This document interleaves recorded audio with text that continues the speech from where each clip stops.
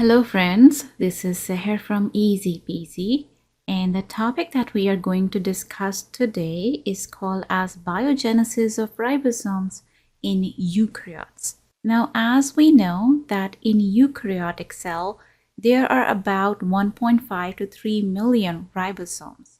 And these ribosomes are present at different locations within the eukaryotic cell. For example, they are present on endoplasmic reticulum, providing them the name called as rough endoplasmic reticulum. Other than that, they are present in mitochondria of the eukaryotic cell. Mitochondria also have DNA. So in order to translate that DNA which is present within the mitochondria needs ribosome. So ribosomes are also present within the mitochondria. Then they are scattered in cytoplasm, and inside a plant cell we have another organelle in which the ribosomes are present, and that is chloroplast. Now, just like prokaryotic cell, ribosomes in eukaryotic cells are made up of two subunits. The upper part is called as large subunit and the lower part is called as small subunit. And it is made up of ATS. Now, what is S? S is the unit of measurement, and it is called as Sedberg unit for sedimentation rate. The upper part or the larger subunit is made up of 60S, and the small subunit is made up of 40S. Now, as we can see within this picture, there are ribosomal RNAs that are present within the ribosome. So, in the large subunit, we have 5S ribosomal RNA, 5.8S ribosomal RNA, and 28S ribosomal RNA.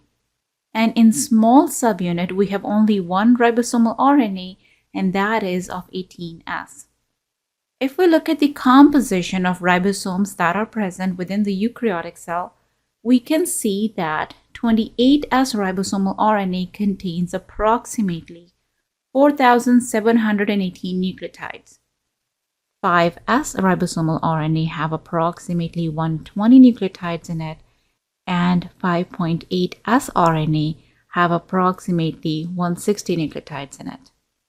18S, which is present in the small subunit, contains approximately 1,874 nucleotides in it. Other than that, they are also made up of proteins. So the number of proteins that are present in large subunit is 49, and in the small subunit we have approximately 33 proteins in it. Okay, let's move on to the biogenesis of ribosomes in eukaryotes. So in eukaryotes, the biogenesis of ribosome is again a multi-step process that includes the synthesis of ribosomal RNAs, that is 18S, 28S, 5.8S, and 5S. Then the synthesis of ribosomal proteins. Then we have approximately 79 ribosomal proteins that needs to get synthesized. These proteins will be made in cytoplasm, and then they will be imported inside the nucleus, where they will be assembled in small and large subunit of ribosomes. Other than that, we have 200 other non-ribosomal proteins and 75 small nucleolar RNAs that are going to help the assembly and post-transcriptional modification of these ribosomal RNAs. Then the assembly of the whole ribosome, and these processes must be coordinated with other cellular events such as cell division and differentiation.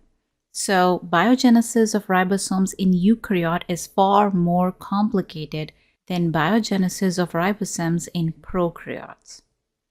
Not only that, the synthesis of ribosomal proteins and synthesis of ribosomal RNAs are also present at different locations.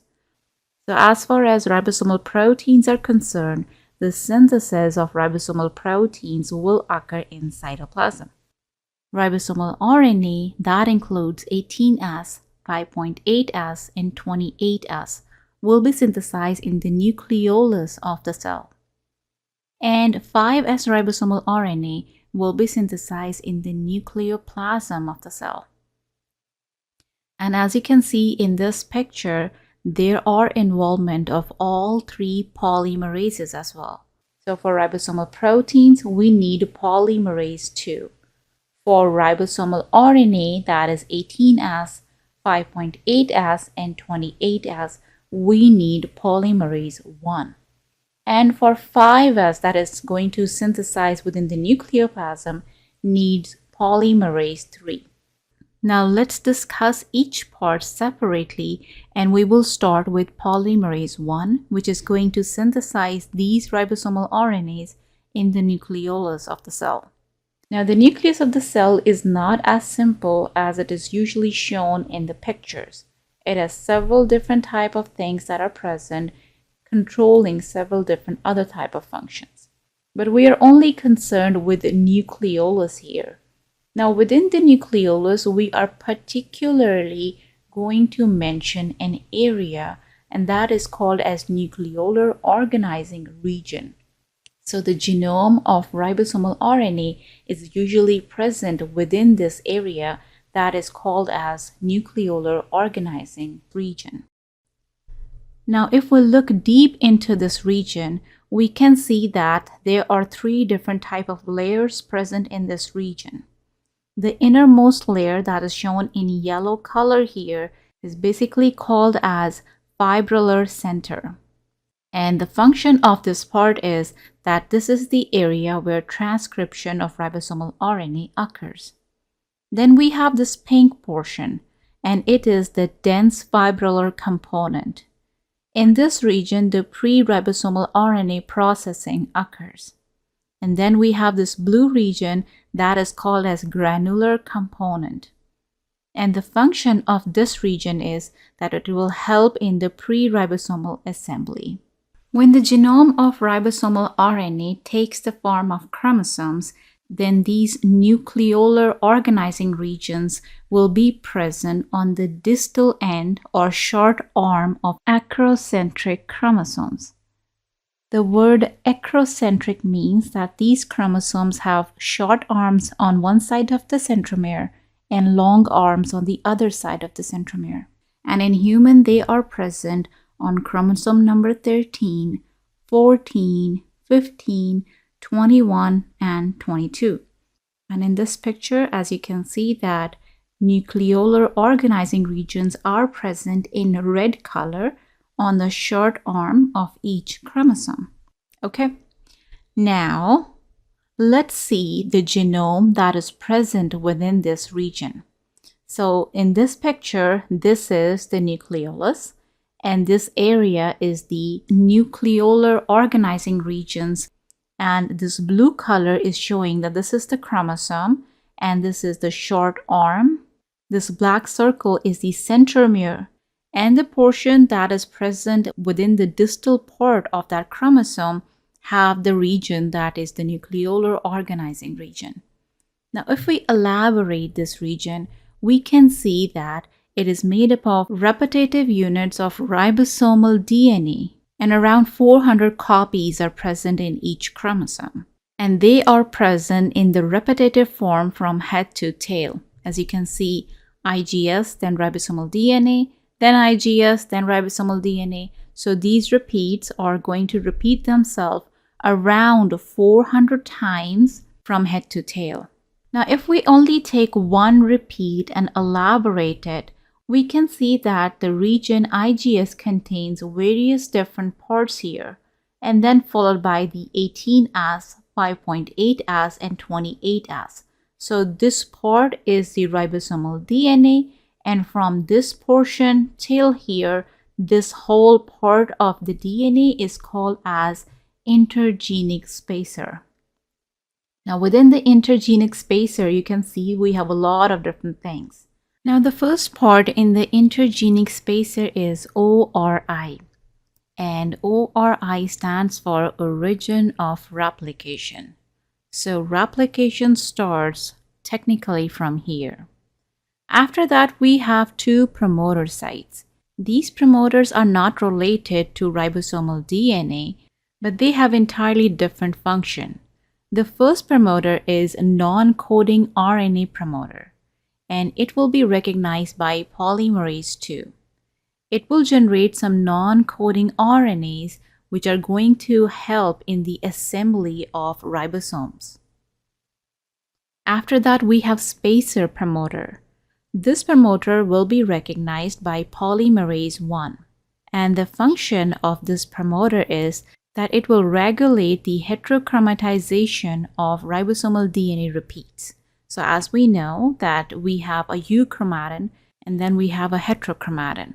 Heterochromatin is tightly coiled genome and euchromatin is loosely bound genome. So in order to regulate that how many ribosomal DNA repeats will be accessible to the transcriptional machinery will be regulated by this promoter. So for example, out of 400, we only need 20 ribosomal DNAs right now. So it will heterochromatize the rest of the DNA repeats. So we can only access to those 20 ribosomal DNA repeats, and that goes for transcription. After that, we have a portion called as enhancer elements. And this area will help in the regulation of ribosomal RNAs that are going to get transcribed within the nucleolus of the cell. After that, we have the real promoter site for ribosomal RNAs. And this promoter has two main recognition sites here. One is represented with the pink box here, and the other one is represented with the green box here. The pink site is called as UCE, and UCE stands for upstream control element, followed by the core promoter site. These two recognition sites will be recognized by polymerase 1, and then polymerase 1 will start the process of transcription. Then we have this tiny T0 here, which is the terminator-like sequence. It is usually inactive during the process of transcription. But for example, there is some problem in this DNA part, and now they need to stop the process of transcription. For that, this site can be activated and halt the process of transcription. Then we have the ribosomal DNA part, that is the 18S, 5.8S, and 28S. In between, you can see tiny little lines here. So before 18S, we have a 5' externally transcribed spacer. Then we have the genes for 18S, followed by the internally transcribed spacer 1. Then we have 5.8 gene here, followed by the second internally transcribed spacer 2. And then we have this 28S gene, followed by the 3' externally transcribed spacer. And at the end, we have a termination site which will be recognized, and the process of transcription will end itself. Now let's see how this polymerase 1 will recognize the promoter site and will make the initiation complex for transcription. So this is the promoter site that we just saw there. So we have two boxes over there that will be recognized by polymerase 1. So one box was the upstream control element, and the second box was the core promoter site. Under these sites, you can see some positive and some negative values. So we can say that this black line is representing +1 site. So if I go towards right side from this point, I will have +2, +3, +4, +5. And if I go towards the left side of this black line, then I will have -1, -2, -3, and so on and so forth. So this black line is on +1, and this is the start point for the process of transcription. Now this promoter site is present under the range of +20 to -55 around. And the upstream control element is present under the range of -170 to -110. Now the first thing that will be recognized by this promoter is UBF. UBF1 stands for upstream binding factor. Now what is the function of UBF1? UBF1 binds throughout the DNA and will determine the number of active repeats. So as we discussed before, that there are some repeats that will be in heterochromatization, and there will be some repeats that will be accessible to transcriptional machinery, and those repeats will be in the form of euchromatin. So UBF1 will bind throughout that euchromatin factor and will determine that how many repeats are going to use for the process of transcription. The second thing that is going to attach itself with the promoter site is SL1. Now, what is SL1? SL1 is polymerase 1 specific selectivity factor. So this is basically going to provide the platform for polymerase 1 to attach this promoter site. Then it will invite another protein, and that is T1F1A. T1F1A is a polymerase 1 specific initiation factor. After that, polymerase 1, which is represented here with yellow color, is going to attach itself with this core promoter site. Now over here you can see that the upstream control factor is basically making a U-turn, and as we know that before this upstream control element we have enhancer site as well. So the enhancer site will come close to the core promoter site and will provide regulation for the process of transcription. So now this whole thing with polymerase 1, T1F1A, SL1, and UBF1, all these proteins that are attached with the promoter site is making the pre-initiation complex. Now this complex is ready for the process of transcription. Once the transcription is done, then we will reach towards the termination point. So in this picture, we can see that this green portion is the termination point here. This is the ribosomal DNA that was transcribed into ribosomal RNA now. This big protein is representing polymerase 1 here. And these two proteins are the proteins that will attach themselves with polymerase 1 during the elongation phase. Now, on this termination site, we can see that there are proteins that will attach themselves to it, providing signal to the transcriptional machinery that now we need to halt the process of transcription. For that, the endonucleases will come, and these endonucleases are RNT1. So RNT1 is going to cut this ribosomal RNA, and the rest of the ribosomal RNA that is not necessary will be degraded by these two ribonucleases.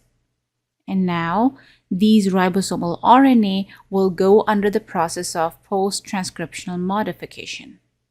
So what will happen is that polymerase 1 is going to transcribe 18S, 5.8S, and 28S in the form of 47S precursor RNA.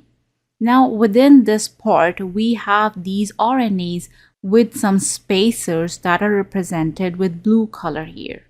So in post-transcriptional modification, these spacers need to get degraded, and all these RNAs need to get separated here. Once these RNAs are separated, they will go under the process of post-transcriptional modification by small nucleolar RNA. Now, the small nucleolar RNA that are going to modify these ribosomal RNAs are C/D box small nucleolar RNAs and H/ACA box small nucleolar RNA. Now let's see how they are going to modify these ribosomal RNAs. So the first one is C/D box small nucleolar RNA. Now what this small nucleolar RNA will do, it will provide the 2' O methylation. Now what is the meaning of that? That they will change the OH group present at the base with methyl group. Now in this picture, as you can see that this is the C/D box small nucleolar RNA in black color. The C and D boxes are represented with blue and green boxes here respectively. Now the ribosomal RNAs are represented by red color here. And we can see the interactions of ribosomal RNA with small nucleolar RNA over here. And this is the methyl group that it is going to attach to ribosomal RNA and modify them. Now, what will happen when these methyl groups are going to attach themselves with ribosomal RNA? And the answer to this question is that it will help these ribosomal RNAs to bury themselves in ribosomes by reducing the hydrophilic nature of nucleotides.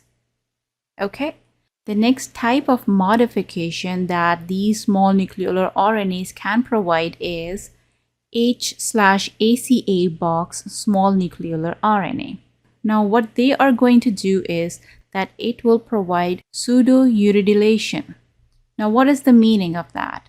The meaning of pseudouridylation is that they will change the uridine nucleotide with pseudouridine. Now, it is the isomerization of this nitrogen with the carbon group here.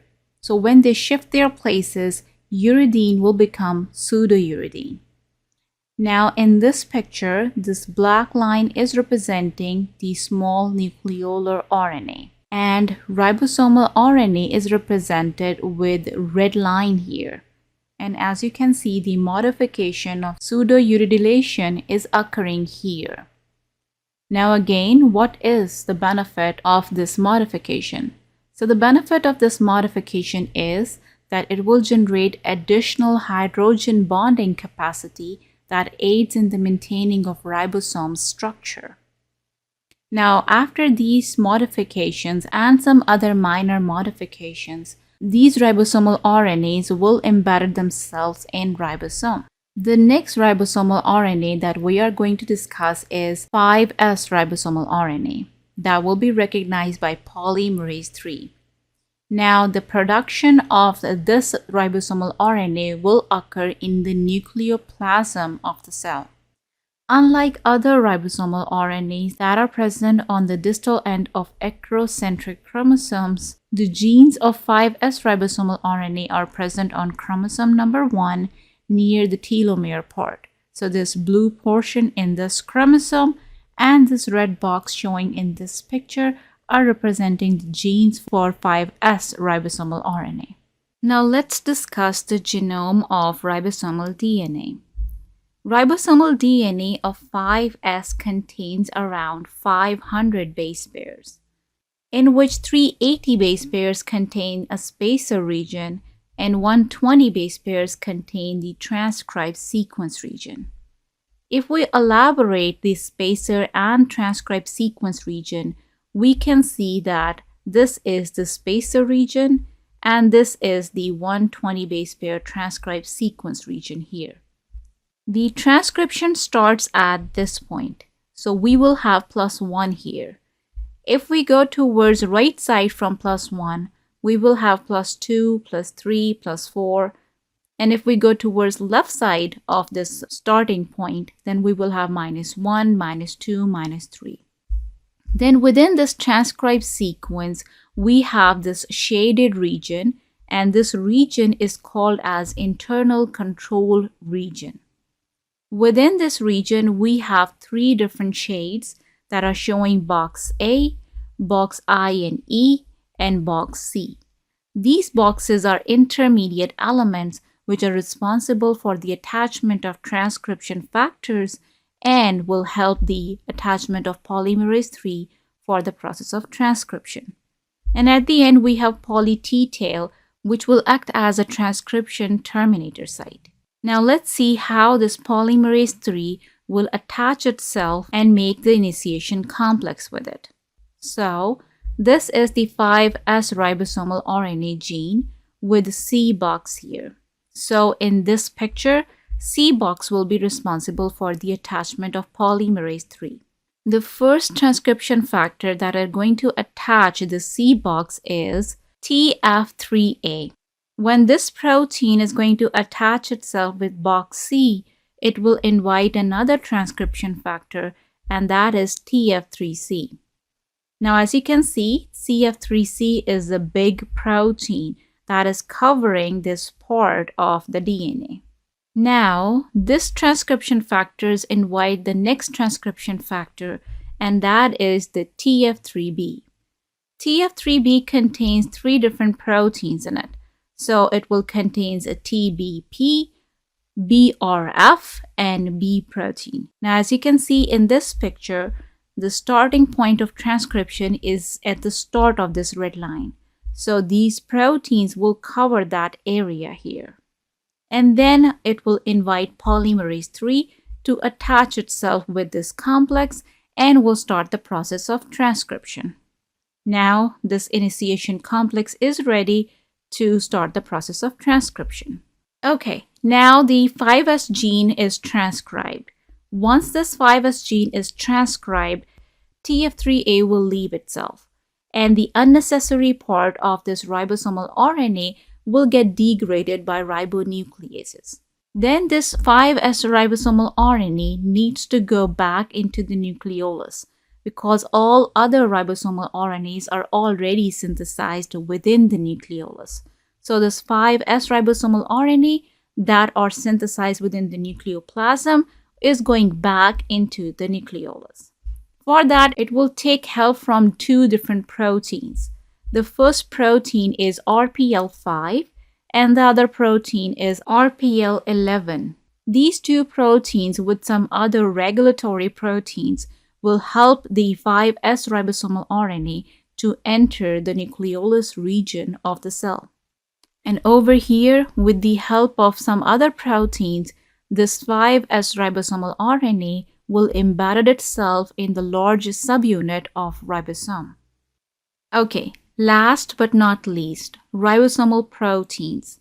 Ribosomal proteins will synthesize themselves in the cytoplasm of the cell. And we have 2 different types of ribosomal proteins. One is the RPL, that is the ribosomal proteins for large subunit, and one is RPS, that means the ribosomal proteins for small subunit. So this is the genome for ribosomal proteins. And as you can see that in this ribosomal protein genome, we have 2 promoters. One is the core promoter and one is the regulatory promoter. And this black line is the starting point of transcription here. And this core promoter will be recognized by polymerase 2 here. We will not go into the details of the process of transcription and the process of translation because there are separate videos made on those topics. The links for those videos will be provided in the description box. So over here we will just say that the genome of ribosomal proteins will generate messenger RNA. And this messenger RNA is monocistronic messenger RNA. That means that one messenger RNA can produce only one type of protein. Unlike in prokaryotes, we have messenger RNA that can produce multiple proteins in them. Now, with all these transcriptions and translation, the regulation of the biogenesis of ribosome is really important. And as you can see in this picture, they are beautifully summarized here. Now, in this picture, we can see polymerase 1 is transcribing ribosomal DNA in nucleolus here. Then polymerase 2 is transcribing and translating ribosomal proteins here in cytoplasm. And then we have polymerase 3 that are transcribing 5S ribosomal RNA in nucleoplasm. Now, these processes will be regulated by a different regulatory pathway. For example, mTOR pathway is giving positive regulation to polymerase 1. Then we have RAS-REF pathway that is also providing the positive regulation to polymerase 1. Then we have MYC pathway. This pathway is not only giving positive regulation to polymerase 1, but they are also giving positive enhancement to polymerase 2 and polymerase 3 here. If we talk about P53 protein, then it is providing the negative regulation to polymerase 1 here. Now, with all these regulations, the cell can produce functional ribosomes, which will ultimately help in cell growth and proliferation.